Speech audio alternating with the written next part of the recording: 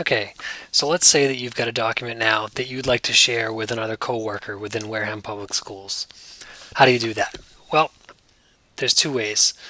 The first way is you can check the box next to the document that you want to share, go up and click the share button, or you can just hover over the documents row and right click and click share and share.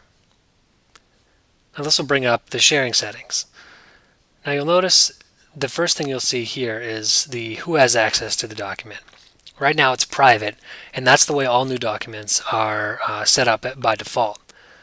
If you click on the change link, you can make it so it's available publicly on the web, or it's public, but only anyone with the link can find it. They can't find it without they cannot find it by searching. Anybody within our Wareham Public Schools domain, people at WPS only with the link or private. So I'm going to leave it as private and only as shared with specific people that I'm going to designate down here. So to add somebody to share it with, you just click in this box and start typing their email address.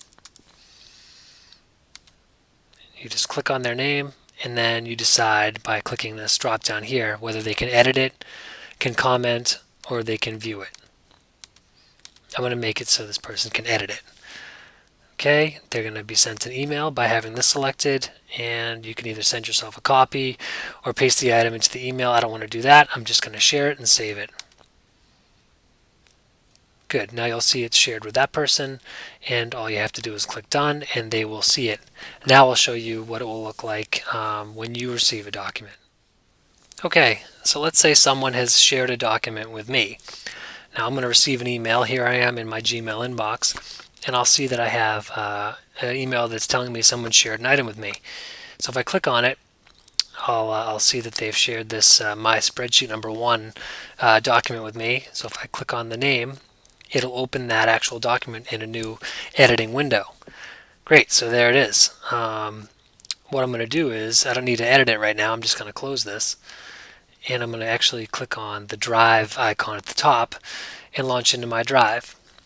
Now you'll see by default it's not actually in the My Drive folder. It's not in the root folder here. It's under another heading called Shared with Me. And if you click on that, here it is, my spreadsheet number 1, and there it is. Now, if you don't want to keep it in that folder, the Shared with Me folder, and you want to move it to, say, the root My Drive, all you need to do is go up and click on this folder icon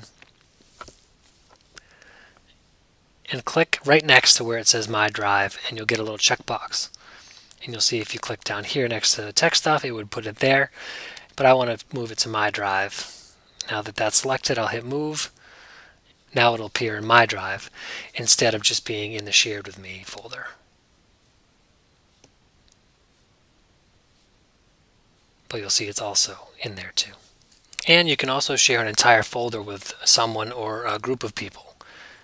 So if I click on My Drive and say I want to share this tech stuff folder with people, I would do the same thing. I would check the box and hit share. And then I could type in somebody's name or an entire group. So I'm going to type in Technology Department.